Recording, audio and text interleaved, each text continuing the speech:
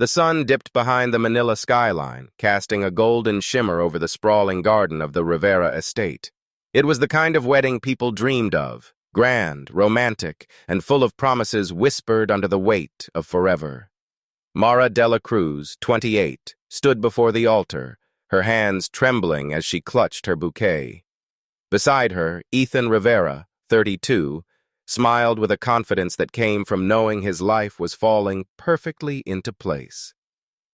Their love story had started like a fairy tale, a nurse who had cared for Ethan's sick mother, finding herself drawn into his world of wealth and charm. Ethan had fallen for her simplicity, her quiet strength. To Mara, he had been everything she thought love should be: safe, stable, and kind. As the priest spoke the final blessing, Mara's eyes wandered across the crowd. That's when she saw Victor Rivera, Ethan's father. Silver-haired, tall, and strikingly composed for a man in his late 50s, Victor's gaze lingered on her a moment too long. There was something about it that unsettled her. A quiet authority, a magnetic pull she couldn't name. He smiled faintly, and though it was polite, something behind it felt almost predatory. When the music swelled and applause filled the air, Ethan kissed his new bride. Guests cheered, cameras flashed. But Mara's mind drifted to that brief, unshakable connection, a glance that would, in time, destroy everything she thought she had built. Later that night, as the reception carried on, Mara found herself standing alone on the terrace. The laughter and music faded into a distant hum. Victor joined her there, carrying 2 glasses of champagne. "You made my son very happy today," he said, handing her a glass. His voice carried a calm authority, smooth and deliberate. Mara smiled softly. "I hope I can keep him that way." Victor studied her face, the way the candlelight, too, uked her features. "You remind me of someone," he murmured. "Someone I once loved." The statement caught her off guard. She didn't know what to say. He looked away before she could respond, leaving her with a strange, lingering discomfort. Back inside, Ethan wrapped an arm around her waist, drawing her close for another dance. She smiled, forcing the image of his father out of her mind, but something inside her shifted, a faint, uneasy current she couldn't yet understand.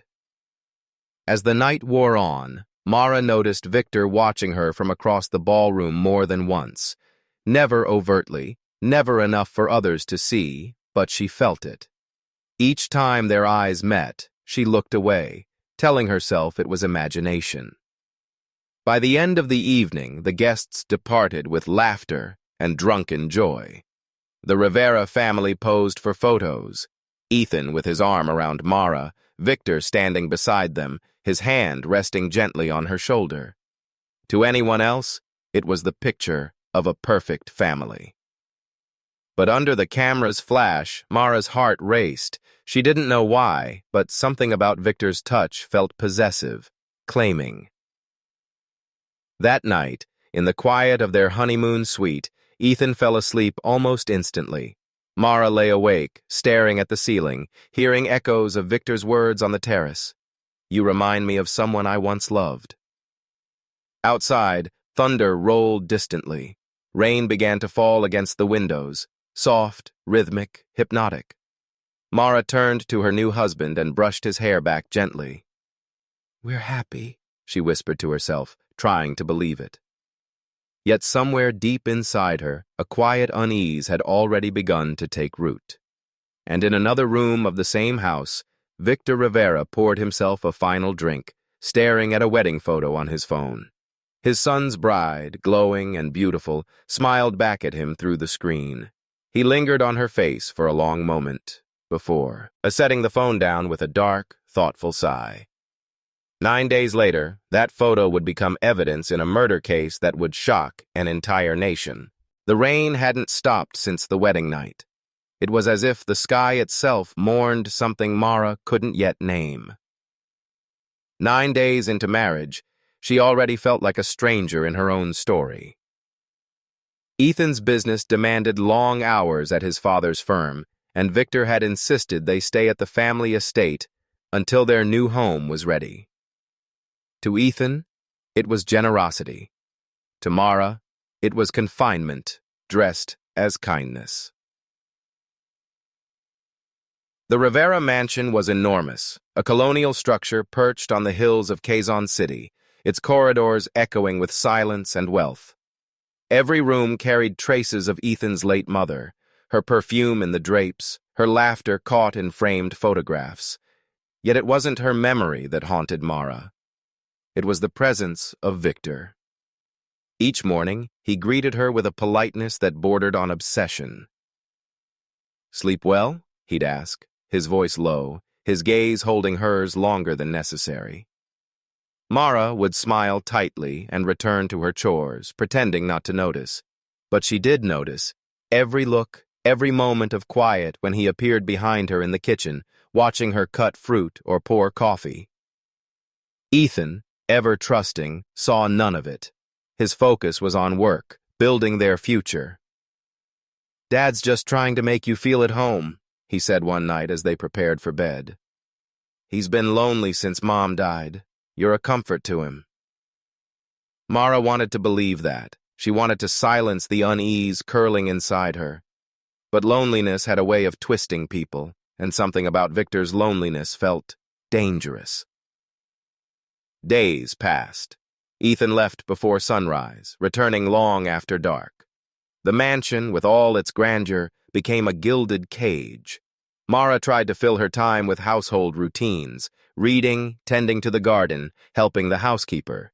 But everywhere she turned, she felt Victor's shadow. One afternoon, as she arranged flowers in the living room, Victor entered quietly. "You make this house come alive again," he said. Mara froze, the vase trembling in her hands. "I'm just keeping busy," she replied softly.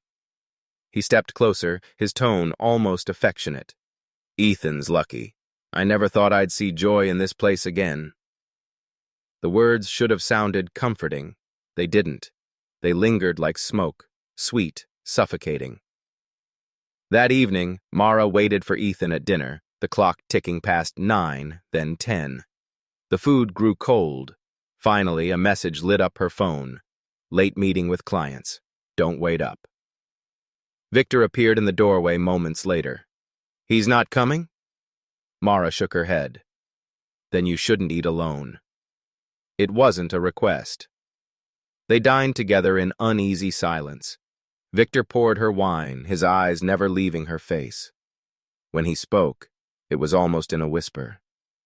"You know, when I first saw you, I thought you were too good for him." Mara set her glass down. "Please don't say that." "I'm just being honest," he continued, his voice slow, deliberate. "Ethan's a good man, but he doesn't see people deeply. You deserve to be seen." Her heartbeat quickened. "You should stop." He smiled faintly. "I'm sorry. I forget myself sometimes." But his eyes told her he wasn't sorry at all. When Ethan finally came home, Mara pretended to sleep. She could still smell Victor's cologne on her skin, a scent that clung to her like guilt. Days turned into weeks. The rain outside eased, but inside the house, the tension thickened like humidity. Mara avoided being alone with Victor, yet somehow he was always nearby, passing in hallways, waiting in the garden. A shadow she could not escape. One night, she found a note slipped under her door. "You can't hide what's already ours." There was no signature, but she didn't need one. Her hands shook as she tore it apart. Ethan noticed her restlessness, but every time he uttered the "Sked," she smiled and said she was fine. What could she say? That the man who had given her his name's blessing was now haunting her every waking thought. That night, Mara lay awake again, staring at the ceiling, heart pounding in the darkness. Somewhere down the hallway, a floorboard creaked. She wasn't sure if it was real, or if the fear inside her had finally begun to speak. But she knew one thing. Being under the same roof as Victor Rivera was no longer safe. and soon something would break. The night the storm returned, so did Mara's fear. Wind howled through the cracks of the old Rivera mansion, rattling the windows like the ghosts of secrets waiting to escape.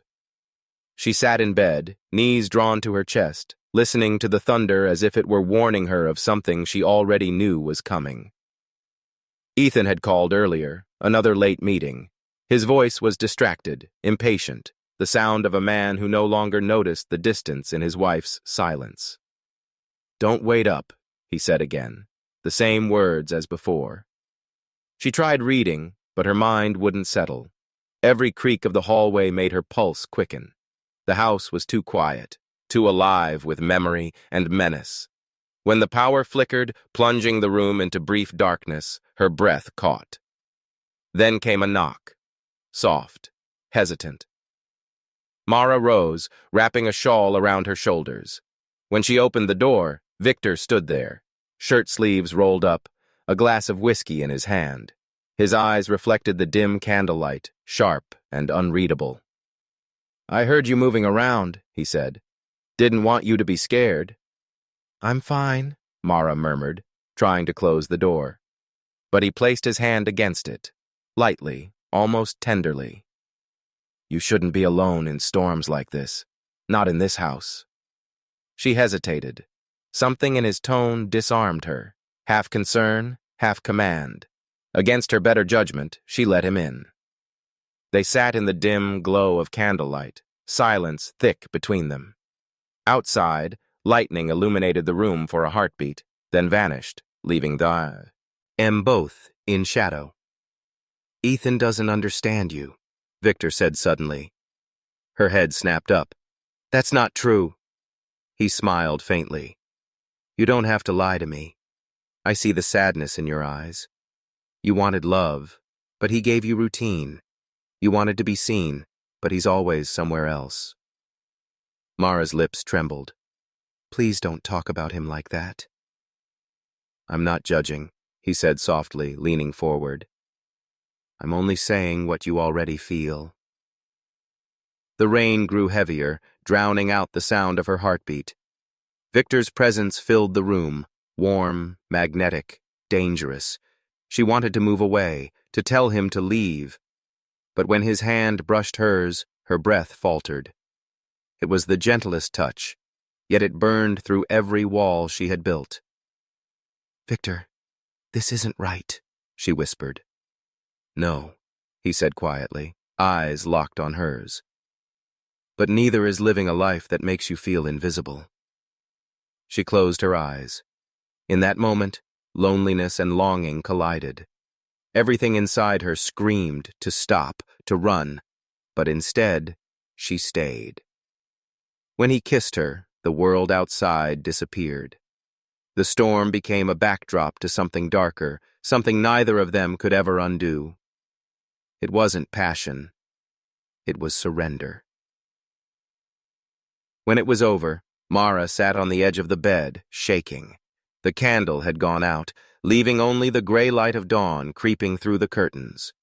Victor stood behind her, buttoning his shirt, his expression unreadable. "This never happened," he said firmly. "Do you understand?" Her voice barely emerged. "Yes." He touched her shoulder, and she flinched. "You're not guilty," he whispered.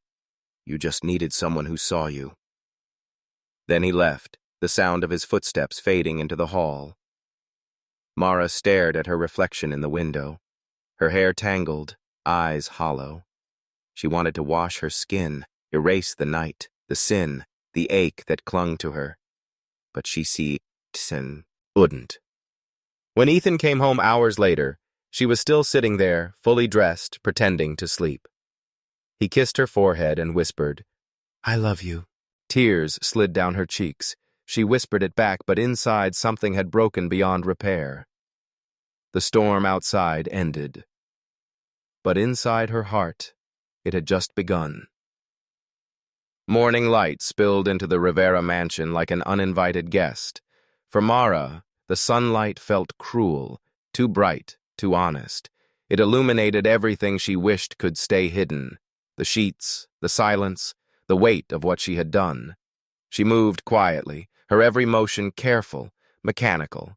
Her hands trembled as she poured coffee, though her heart was already racing long before Ethan entered the kitchen. He greeted her with a smile, leaned in for a kiss. "You're up early?" he said, not noticing how she stiffened. "I couldn't sleep," she murmured. Guilt clung to her like a second skin. Every glance felt like a confession. Every word tasted like a lie. As Ethan left for work, he kissed her forehead again, whispering, "Dinner tonight, just us, no excuses." She smiled weakly, but when the door shut behind him, the air shifted. Victor was standing at the far end of the hallway, his eyes unreadable, a faint smile ghosting across his lips. "Good morning," he said smoothly. She couldn't speak. She turned away, pretending to tidy the counter, but he moved closer, lowering his voice. "You don't need to be afraid, Mara. What happened last night, it doesn't change who you are." Her voice cracked. "It changes everything." Victor chuckled softly, his tone calm but firm. "Only if you let it. Secrets are what keep families together. Believe me. I know." He left her trembling. The echo of his words haunted her long after he disappeared up the stairs. That day, Mara could barely breathe. She scrubbed the kitchen floors until her hands ached, cooked without tasting, moved without thinking. Every sound, the ticking clock, the creak of the ceiling, the whisper of rain, felt like judgment. In the afternoon, he went to the garden, desperate for air. The flowers swayed in the wind, innocent and untouched. She sank to her knees beside them, whispering through tears, "What have I done?" That night, Ethan returned home early for the first time in weeks.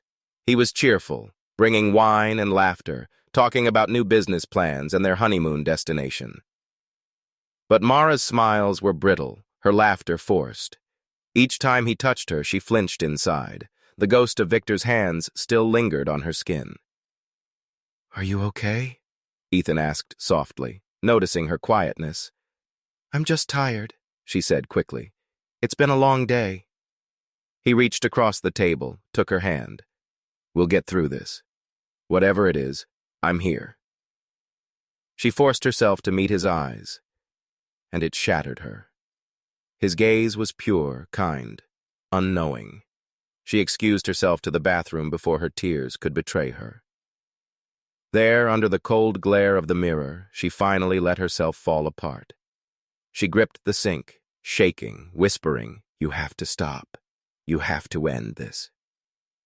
But she knew it wouldn't be that simple. Victor had woven himself into her silence, her fear, her guilt. And guilt, once it takes root, doesn't let go easily. The following days blurred together. Mara avoided Victor as best she could, but he always found her. Passing remarks, subtle touches, gentle reminders that their secret bound them forever. When she tried to pull away, he grew colder, distant, but watchful.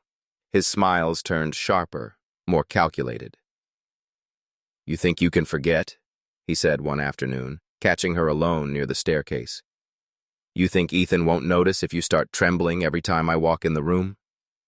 Her breath caught. "Please stop." He leaned closer, his whisper laced with threat. "Then stop pretending. What's done is done. You belong to me now, whether you like it or not." That night, Mara C. rides silently beside Ethan, who slept peacefully beside her.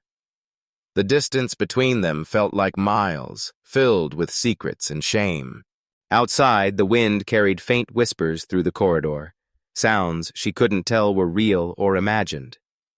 But deep down, she knew it wasn't just guilt haunting her anymore. It was Victor. The nights had grown longer in the Rivera mansion. Shadows clung to the walls like secrets that refused to die. Every sound, the drip of the faucet, the groan of the wind, seemed to whisper her name. Mara could no longer sleep. Guilt had taken shape, moving through the darkness like a living thing. Some nights, she swore she heard footsteps outside her door, slow and deliberate. Other times, it was her name, faint, breathy, like a ghost calling her back to sin. She tried convincing herself it was all in her head, that Victor wasn't watching her every move. But deep down, she knew he was. He always was. One night, she woke to the soft creak of her bedroom door. Her heart pounded as she sat up, clutching the blanket. The corridor beyond was pitch black, but she saw it, the faint outline of someone standing there. "Victor?" she whispered. No reply. Just silence, thick and suffocating.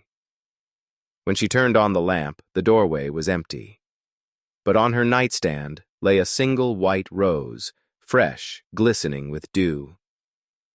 Her breath caught in her throat. She hadn't placed it there. Ethan had been asleep beside her all night. The next morning, she found Victor in the garden, calmly pruning the rose bushes. "You shouldn't go sneaking around," she said quietly, trying to sound brave. He smiled without looking up. "Then maybe you shouldn't leave your door unlocked." Her stomach twisted. "You're sick." He glanced at her, his eyes glinting with something cold. "No, Mara. I'm careful. There's a difference." She backed away, her pulse racing. But his voice followed her, low and taunting. "Secrets are only safe when both parties keep them. Remember that." That night, she told herself she would tell Ethan everything. She rehearsed it in her head, the tears, the apology, the truth. But when he came home, smiling, arms full of flowers, her resolve shattered. He pulled her close, whispering, "You've seemed distant lately. I miss you." Her voice trembled. "I'm just tired, that's all." He kissed her forehead, and she closed her eyes, hating herself for lying again. As the days passed, Mara became more paranoid. Doors she remembered locking would be found open. The scent of Victor's cologne lingered in rooms he hadn't been in. She began leaving lights on through the night, praying it would keep the whispers away. But one evening, as she was taking laundry upstairs, she heard voices, faint, hushed, coming from Victor's study. She froze. "She's cracking," Victor's voice said. "It won't be long before she tells him." Another voice, unfamiliar, responded. "And when she does?" Victor chuckled softly. "Then it all comes crashing down. For all of us." Mara pressed a trembling hand to her mouth. Her mind spun. Who was he talking to? How much did this stranger know? She crept away silently, heart hammering. The mansion felt smaller now, like its walls were closing in, trapping her inside a secret she could never escape. That night, as she lay in bed beside Ethan, she felt a cold breeze brush across her neck. The window was open, though she swore she had closed it. Then came the whisper. "Mara." She bolted upright. The voice was right beside her ear. But no one was there. She ran to the window, staring out into the dark garden. The roses swayed in the moonlight, and standing among them, barely visible, was a figure, watching, waiting. Her body went numb. She stumbled back, gasping for air. When she turned around, Ethan was awake, confused, reaching for her. "Mara, what's wrong?" She couldn't speak. Tears welled in her eyes. Outside, the figure vanished, into the darkness. But his whisper lingered, soft as the wind. "Good night, Mara." And for the first time she realized this wasn't guilt anymore. It was terror. Morning crept over the Rivera mansion with deceptive calm. To anyone looking from the outside, it seemed peaceful.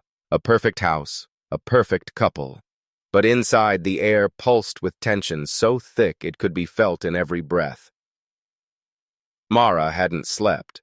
Her eyes were red, her hands trembling as she poured coffee she couldn't taste. Ethan watched her from across the table, his expression tight, unreadable. You've been acting strange, he finally said. His tone wasn't angry, just tired. I wake up and you're not there. You flinch when I touch you. Tell me what's going on. She froze. Her mind raced through 1,000 excuses, but every word felt hollow. It's nothing, Ethan. I just haven't been feeling well. He leaned forward, voice firmer now. Don't lie to me. I know when something's wrong.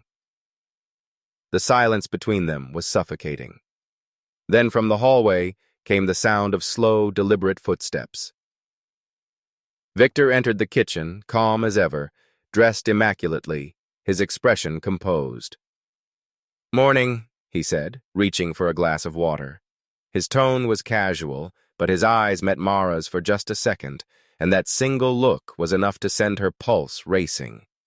Ethan noticed it, the flicker, the silent tension that passed between them. What was that? He asked, turning to Mara. Nothing, she said quickly. Victor smiled faintly. Relax, Ethan. Not everything has to mean something. But his words only deepened Ethan's suspicion. Maybe not, he replied, but something does. The two men locked eyes. For the first time, the balance in the room shifted. Mara stood abruptly. I need to get ready, she muttered, trying to escape. But Ethan's hand shot out, gently catching her wrist. Stay, he said. We're not done here. Her throat tightened. She could feel Victor's gaze on her back, cold and assessing. Ethan rose from his chair, his voice low but steady. I'm tired of pretending everything's fine. If there's something between you two— There isn't! Mara blurted out too quickly. Her voice cracked. Victor tilted his head slightly, almost amused. Ethan, you're letting paranoia cloud your judgment. Ethan's jaw clenched. I've trusted you in my home, treated you like family.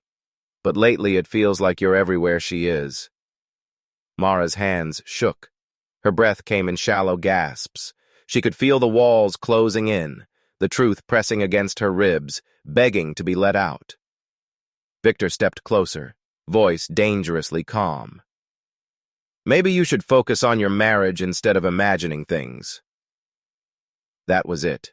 Ethan's restraint snapped. He slammed his fist on the counter, the sound echoing through the kitchen. Enough!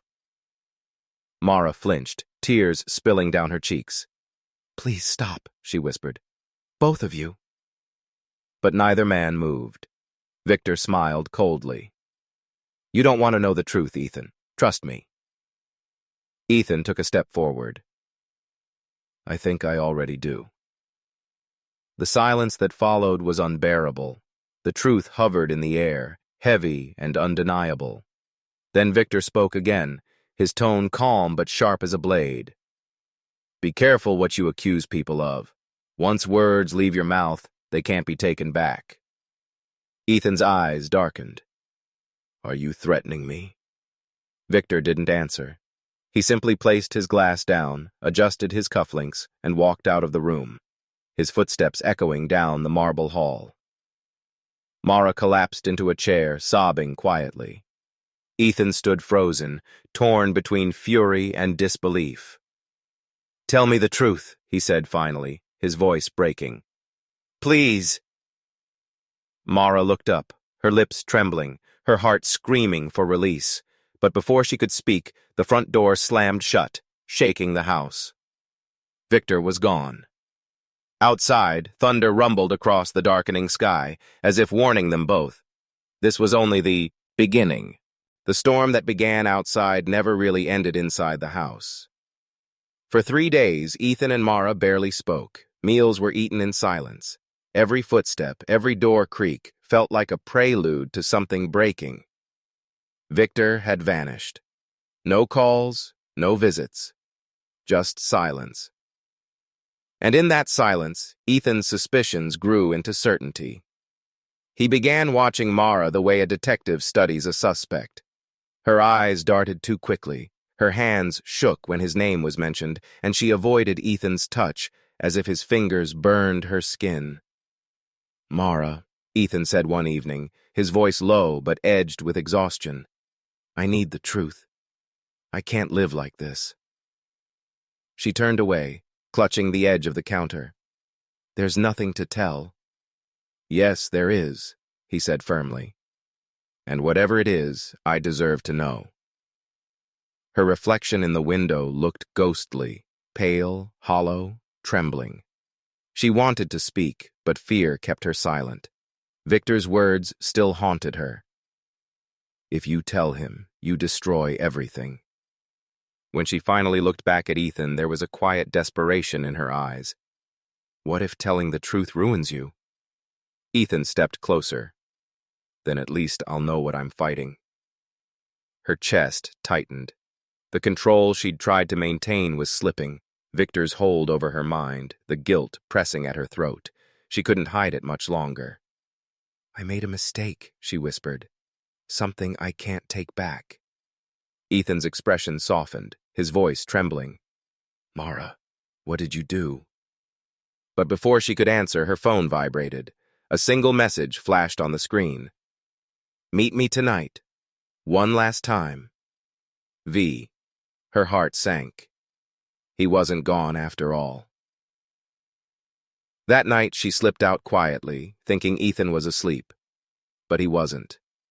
He watched from the shadows, jaw clenched, as she drove away. The meeting took place at an abandoned guest house at the edge of the property.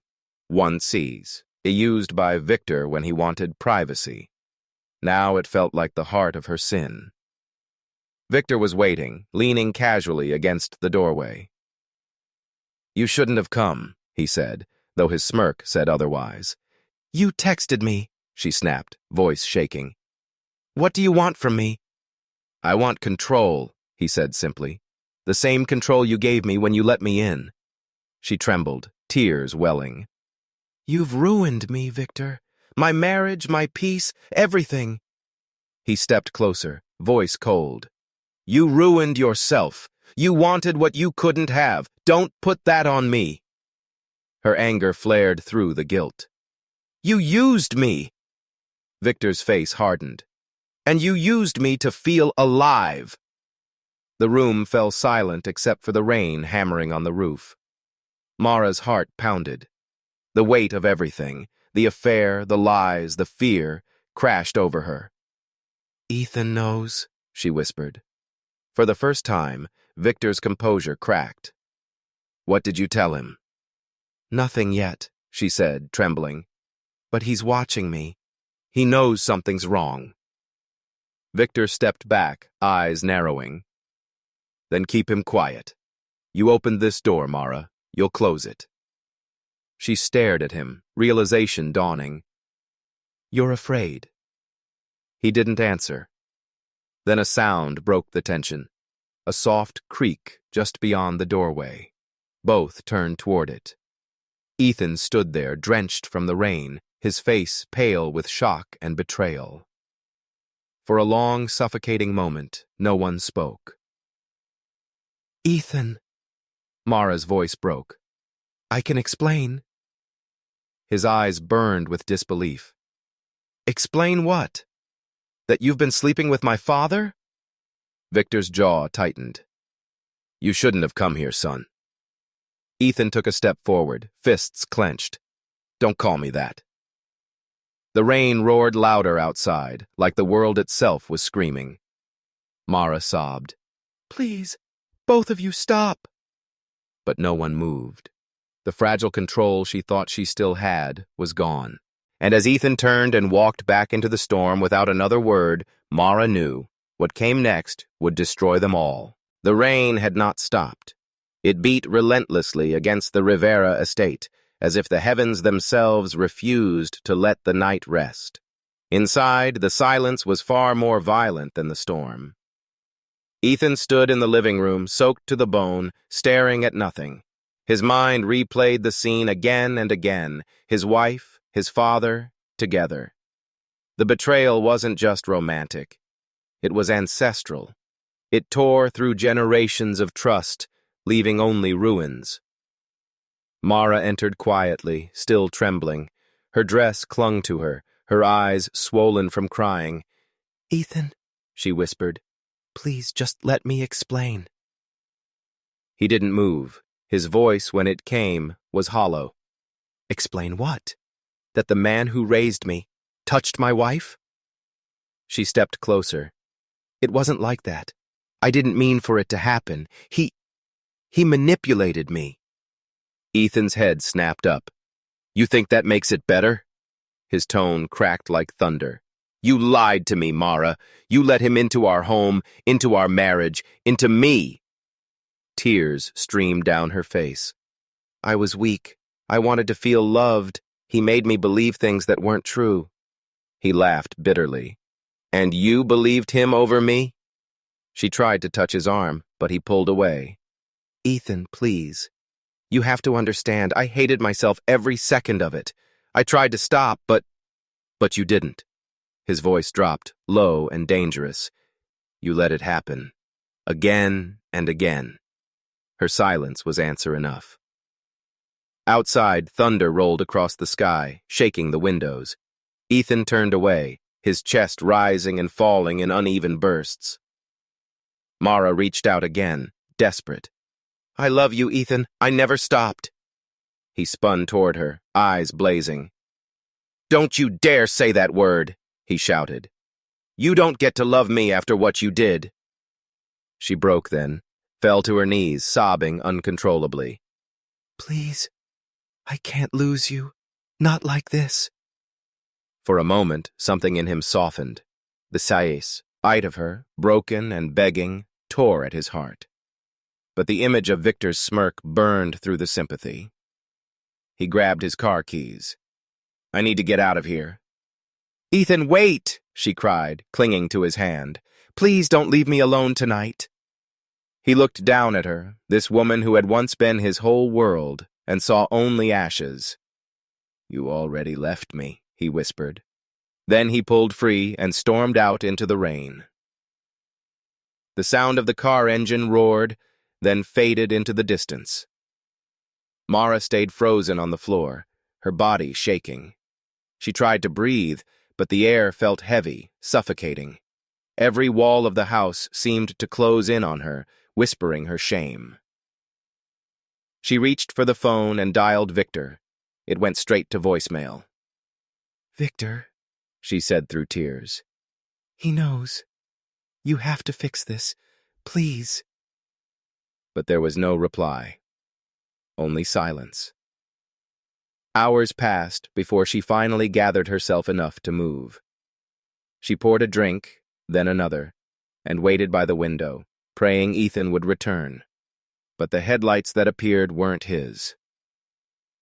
Victor stepped out of the car, rain dripping from his coat. "We need to talk," he said, voice calm but cold. "You shouldn't be here," she whispered. He ignored her, walking closer. "What did you tell him exactly?" "Everything," she said, trembling. "He saw us, Victor. It's over."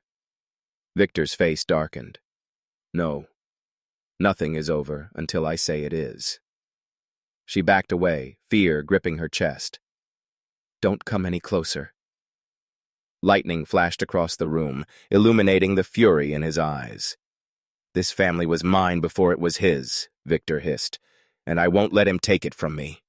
A crash of thunder swallowed her scream, and in that moment, amid the storm, the fear, and the lies, everything truly broke. The night after the storm was eerily silent. The rain had stopped, but the air hung heavy, thick with dread and decay. Inside the Rivera mansion, chaos had turned to stillness, the kind that follows disaster.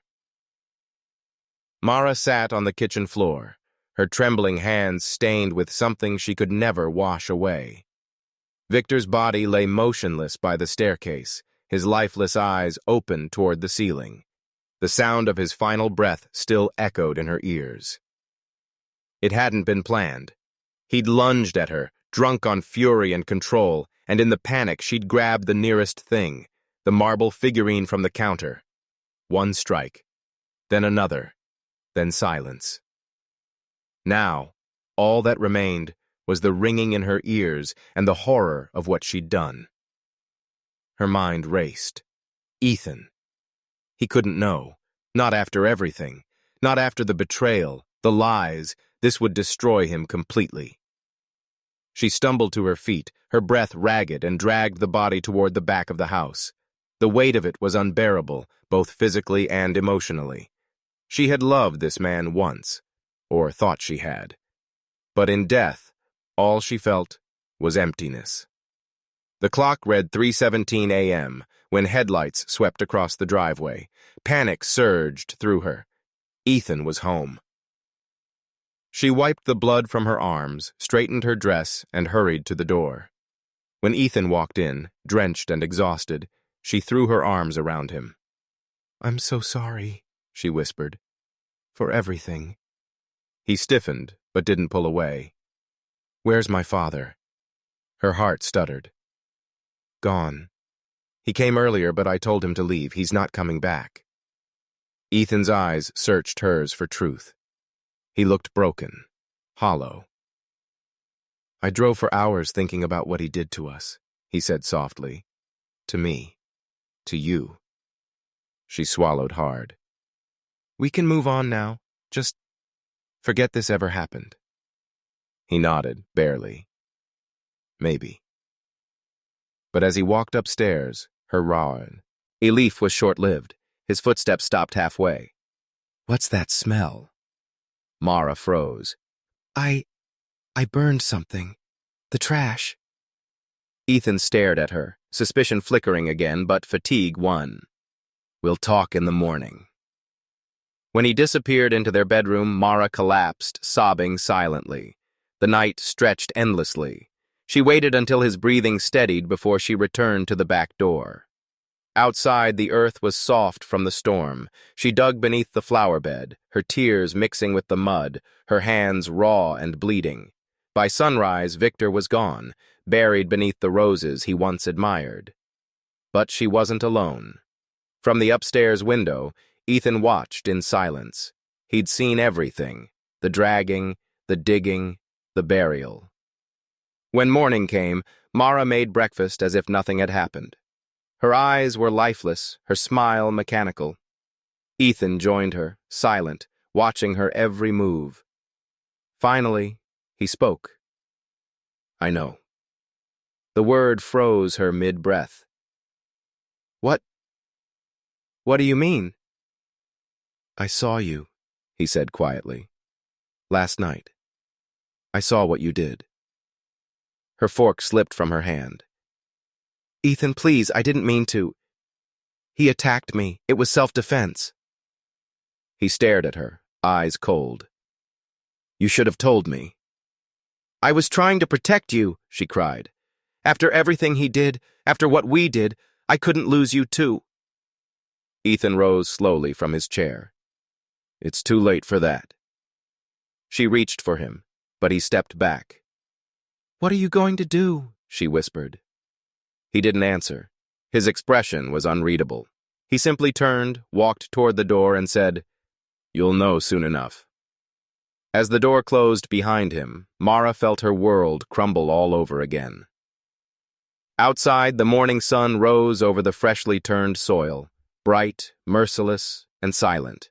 The morning after Ethan left, the Rivera mansion felt colder than ever.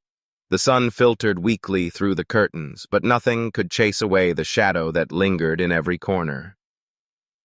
Mara sat alone at the kitchen table, hands trembling around a cup of untouched coffee. Sleep hadn't come. Peace never would. Every sound felt amplified. The ticking clock, the wind brushing against the windows, the faint creak of the wooden floor. She kept expecting Ethan to return, to forgive her, to hold her the way he used to. But deep down, she knew that wasn't the man who had walked out that door. He had seen what she did, and now, somewhere out there, he was deciding what to do with the truth. Hours passed before the door finally opened. Ethan stood there, pale, his eyes distant, as if he had been somewhere far darker than the storm itself. You didn't sleep, she said softly. He didn't answer.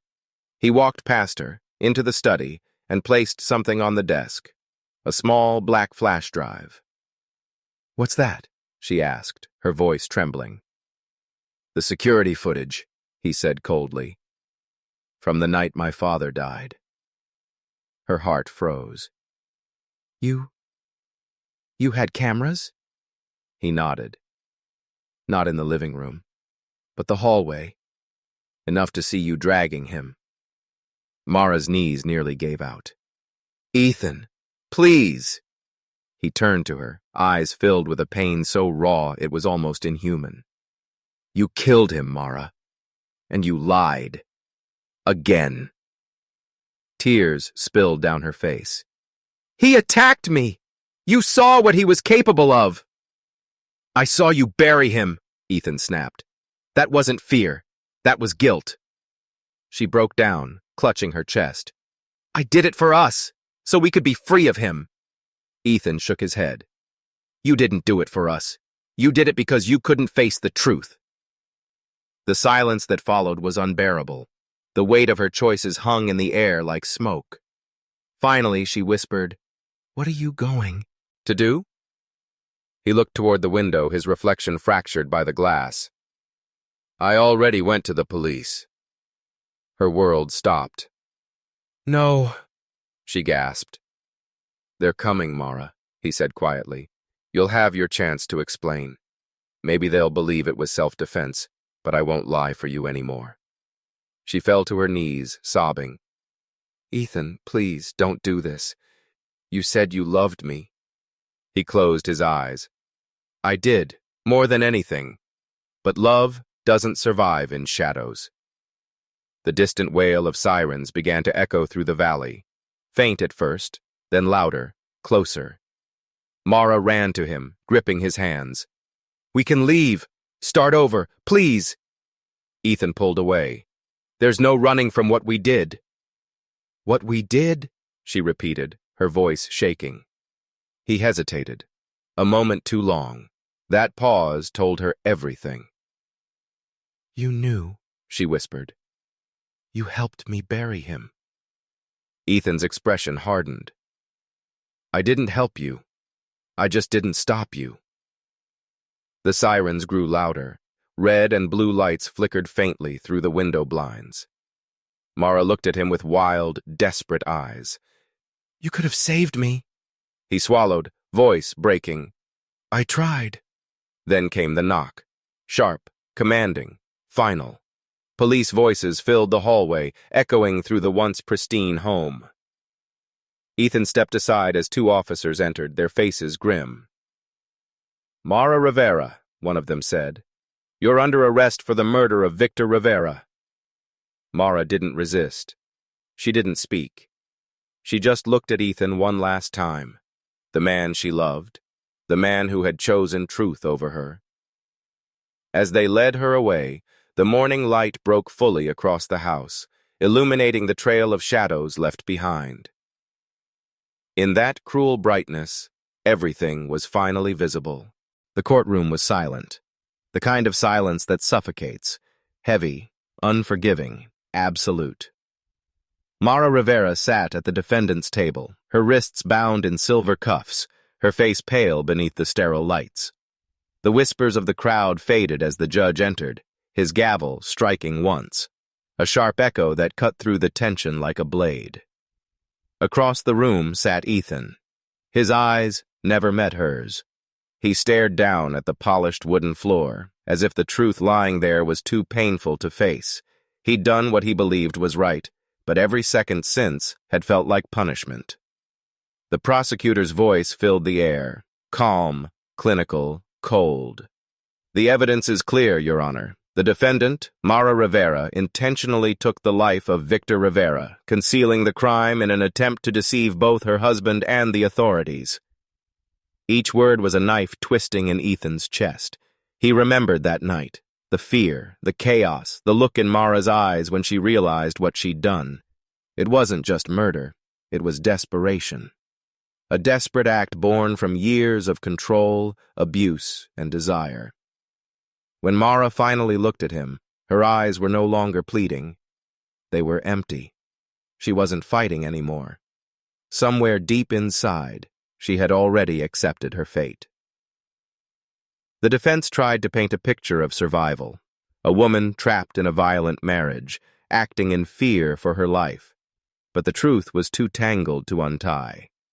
Desire had driven her to cross the line, and once she did, there was no coming back. Ethan was called to the stand. His heart pounded as he took the oath.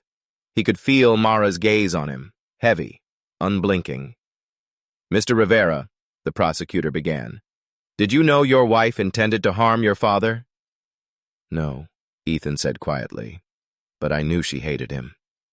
"And did you help conceal the body after his death?" The room held its breath.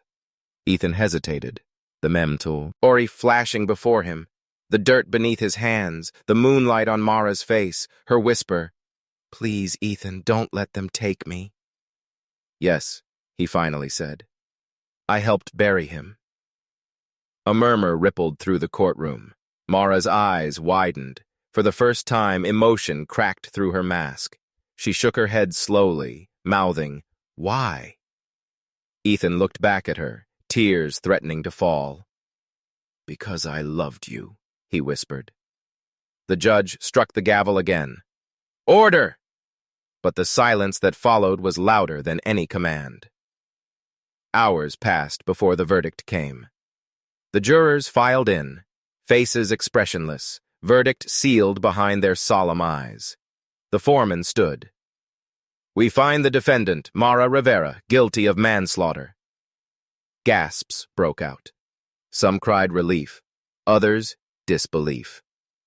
Mara didn't move.